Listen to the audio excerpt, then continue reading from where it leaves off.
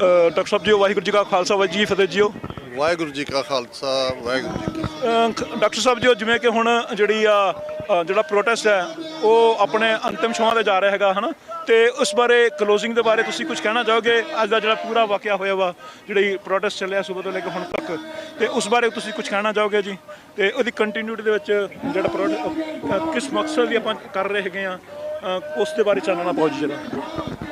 ਦੇਖੋ, ਨਿਊਯਾਰਕ ਸ਼ਹਿਰ 'ਚ ਅਸੀਂ ਇੱਕ ਉਸ ਕਾਊਂਟੀ 'ਚ ਖੜ੍ਹੇ ਹਾਂ ਜਿੱਥੇ ਅੱਜ 15,000 ਤੋਂ ਜ਼ਿਆਦਾ ਹਿੰਦੂ ਤਵੀਆਂ ਨੂੰ ਸਰਕਾਰੀ ਖਰਚੇ ਦੇ ਉੱਤੇ ਚਾਰਟਰਡ ਫਲਾਈਟਸ ਰਾਹੀਂ ਅਮਰੀਕਾ ਦੇ ਅੱਡ-ਅੱਡ ਹਿੱਸਿਆਂ 'ਚੋਂ ਇਕੱਠਾ ਕੀਤਾ ਗਿਆ ਸੀ।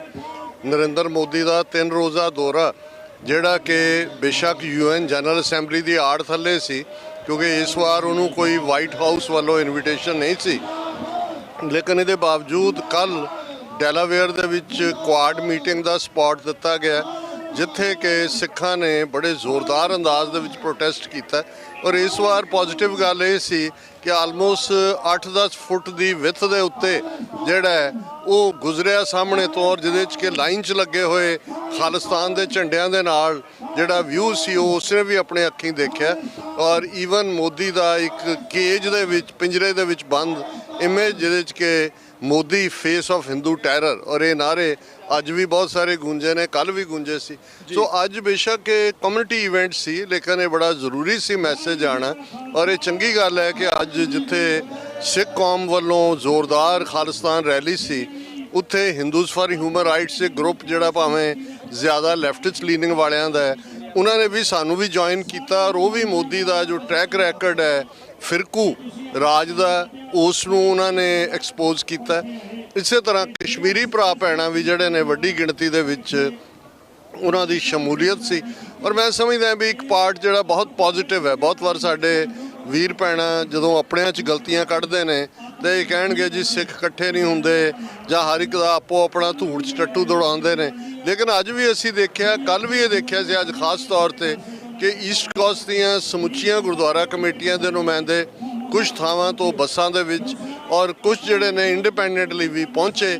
ਲੇਕਿਨ ਜਿਹੜਾ ਅੱਜ ਇੱਕ ਪਾਰਟ ਆਉਂਦੇ ਆ, ਕਿਉਂਕਿ ਅਸੀਂ ਥੋੜ੍ਹਾ ਜਿਹਾ ਲੇਟ ਪਹੁੰਚੇ, ਔਰ ਜਿਵੇਂ ਆਰਗੇਨਾਈਜ਼ਰਸ ਨੇ ਦੱਸਿਆ ਕਿ ਪੁਲਿਸ ਦਾ ਰਵੱਈਆ ਬਹੁਤ ਸਖਤੀ ਵਾਲਾ ਸੀ, ਅਨਕੋਆਪਰੇਟਿਵ ਸੀ। ਉਹਨਾਂ ਨੇ ਪ੍ਰੋਪਰ ਸਪਾਟ ਜਿਹੜਾ ਦਿੱਤਾ ਹੋਇਆ ਸੀ ਉਹ ਵੀ ਡਿਨਾਈ ਕਰਕੇ ਜਿੱਥੇ ਲਿਆ ਕੇ ਖੜਾ ਕੀਤਾ। ਔਰ ਐਜ਼ ਏ ਮੀਡੀਆ ਅਸੀਂ ਦੇਖ ਰਹੇ ਹਾਂ ਕਿ ਈਵਨ ਮੀਡੀਆ ਦਾ ਐਕਸਪੋਜ਼ਰ ਕਰਾਊਡ ਤੱਕ ਨਹੀਂ ਸੀ।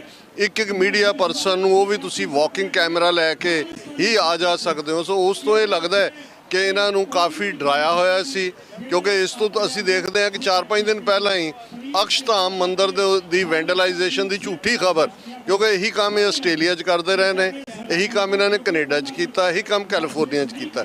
ਸੋ ਮੈਨੂੰ ਲੱਗਦਾ ਵੀ ਇਸ ਕਿਸਮ ਦੇ ਵਾਕਿਆਤ ਦੇ ਨਾਲ ਇਹਨਾਂ ਨੇ ਇੱਕ ਟੈਰਰ ਪੈਦਾ ਕਰਨ ਦੀ ਕੋਸ਼ਿਸ਼ ਕੀਤੀ, ਜਿਹਦਾ ਅਸਰ ਪੁਲਿਸ ਦੇ ਉੱਤੇ ਪਹਿਲੇ ਅੱਧ ਦੇ ਵਿੱਚ ਬੜਾ ਸਾਫ਼ ਨਜ਼ਰ ਆ ਰਿਹਾ ਸੀ। ਪਰ ਜਿਉਂ-ਜਿਉਂ ਬੇਸ਼ੱਕ ਸਾਡੀ ਕਰਾਊਡ ਸਵੈਲ ਹੁੰਦੀ ਗਈ, ਜਿਉਂ-ਜਿਉਂ ਬੱਸਾਂ ਆਉਂਦੀਆਂ ਗਈਆਂ, ਕਿਉਂਕਿ ਨਿਊਯਾਰਕ ਦੇ ਜਿਹੜੇ ਵਾਕਫ ਨੇ ਕਿ ਇੱਥੇ ਟ੍ਰੈਫਿਕ ਕਈ ਵਾਰ 5 ਕਿਲੋਮੀਟਰ ਤੱਕ ਪਹੁੰਚਣ ਲਈ 5 ਘੰਟੇ ਵੀ ਲੱਗ ਸਕਦੇ ਨੇ, ਤੇ 5 ਕਿਲੋਮੀਟਰ 10 ਮਿੰਟ 'ਚ ਵੀ ਕਵਰ ਹੋ ਸਕਦਾ।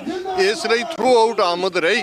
ਸੋ ਮੈਂ ਸਮਝਦਾ ਵੀ ਮੈਸੇਜ ਜਿਹੜਾ ਹੈ ਇਸ ਨੂੰ, ਇਸ ਗੱਲ ਦਾ ਧਿਆਨ ਰਹੇ। ਬਹੁਤ ਸਾਰੇ ਮੈਂ ਨੋਟਿਸ ਕਰ ਰਿਹਾ ਸੀ ਕਿ ਇਹਨਾਂ ਦੇ ਸੀਕਰਟ ਸਰਵਿਸ ਦੇ ਬੰਦੇ ਸਿਵਲ ਕੱਪੜਿਆਂ ਦੇ ਵਿੱਚ ਵੀ ਜਿਹੜਾ ਹੈ ਉਹ ਵਿਚਰ ਰਹੇ ਸੀ, ਜਿਹੜਾ ਸਾਡੇ ਲਈ ਪੋਜ਼ਿਟਿਵਿਟੀ। ਔਰ ਅਸੀਂ ਪਿਛਲੇ 35 ਸਾਲਾਂ ਤੋਂ, ਜਦੋਂ ਤੋਂ ਮੇਰੀ ਐਕਟਿਵ ਇਨਵੋਲਵਮੈਂਟ ਹੈ, ਅਸੀਂ ਦੇਖਦੇ ਹਾਂ ਕਿ ਪ੍ਰੋਟੈਸਟ ਹਮੇਸ਼ਾ ਹੀ ਸਿੱਖਾਂ ਦੇ ਅਸੀਂ ਪ੍ਰੋਪਰ ਪਰਮਿਟ ਲੈ ਕੇ ਕਰਦੇ ਹਾਂ, ਪ੍ਰੋਪਰ ਸਾਊਂਡ ਸਿਸਟਮ ਦਾ ਪਰਮਿਟ ਹੁੰਦਾ ਹੈ, ਤੇ ਇੱਕ ਵਾਰ ਵੀ ਐਸਾ ਨਹੀਂ ਹੋਇਆ ਕਿ ਕੋਈ ਸਾਡਾ ਪ੍ਰੋਟੈਸਟ ਵਾਇਲੈਂਟ ਹੋਏ।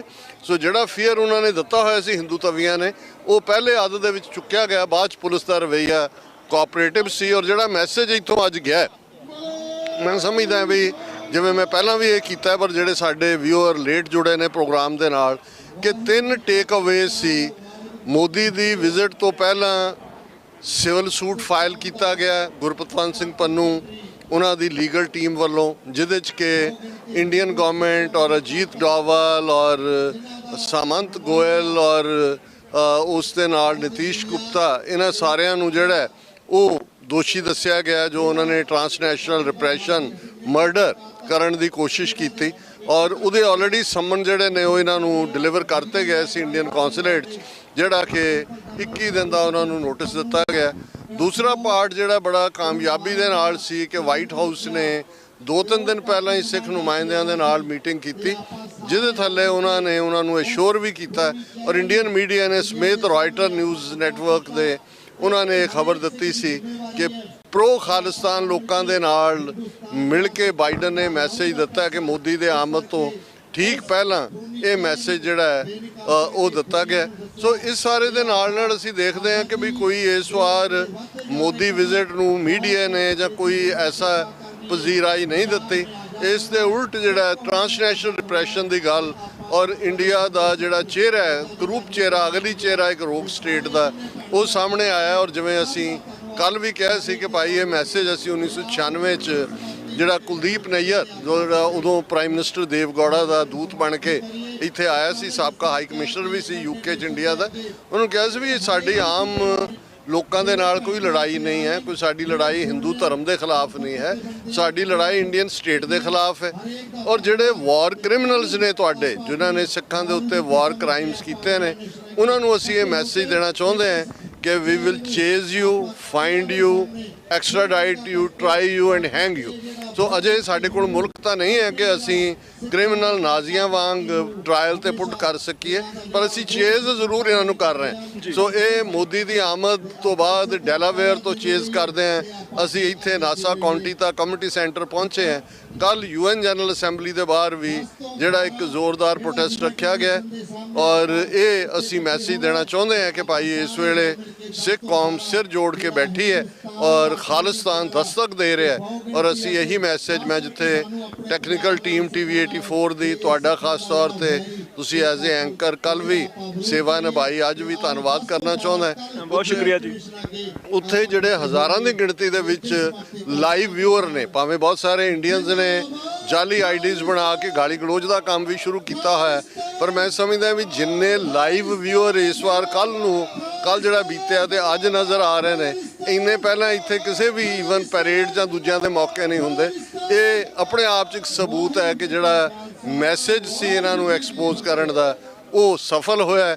ਔਰ ਅਸੀਂ ਜਿੱਥੇ ਆਪਣੇ ਵਿਊਅਰਸ ਦਾ ਸ਼ੁਕਰੀਆ ਅਦਾ ਕਰਦੇ ਹਾਂ, ਆਪਣੇ ਸਾਰੇ ਸਪਾਂਸਰਸ ਦਾ ਸ਼ੁਕਰੀਆ ਅਦਾ ਕਰਦੇ ਹਾਂ, ਉੱਥੇ ਅਸੀਂ ਇਹ ਵੀ ਕਹਿਣਾ ਚਾਹੁੰਦੇ ਹਾਂ ਕਿ ਅੱਜ ਸਾਨੂੰ ਕੋਈ ਵੀ ਜਿਹੜੇ ਪੰਜਾਬੀ ਮਾਂ ਬੋਲੀ ਦੇ ਸੇਵਕ ਨਾਂ ਥੱਲੇ ਜਾਂ ਇੰਡੀਅਨ ਨੈਸ਼ਨਲ ਜਾਂ ਦੂਜੇ ਗੋਦੀ ਮੀਡੀਆ ਨੇ ਤਾਂ ਕੀ ਹੋਣਾ ਸੀ, ਪਰ TV 84 ਇੱਕ ਯੂਨੀਕ ਚੈਨਲ ਹੈ ਜਿਹਨੇ ਕੱਲ ਵੀ ਲਾਈਵ ਕਵਰੇਜ ਜਿਹੜੀ ਹੈ ਉਸ ਨੂੰ ਦਿੱਤਾ, ਅੱਜ ਵੀ ਜਿਹੜਾ ਅਸੀਂ ਇਸ ਨੂੰ ਕਵਰ ਕੀਤਾ ਔਰ ਅਸੀਂ ਕੱਲ ਫੇਰ ਆਪਣੇ ਵਿਊਅਰਸ ਦੀ ਕਚਹਿਰੀ 'ਚ ਹਾਜ਼ਰ ਹੋਵਾਂਗੇ।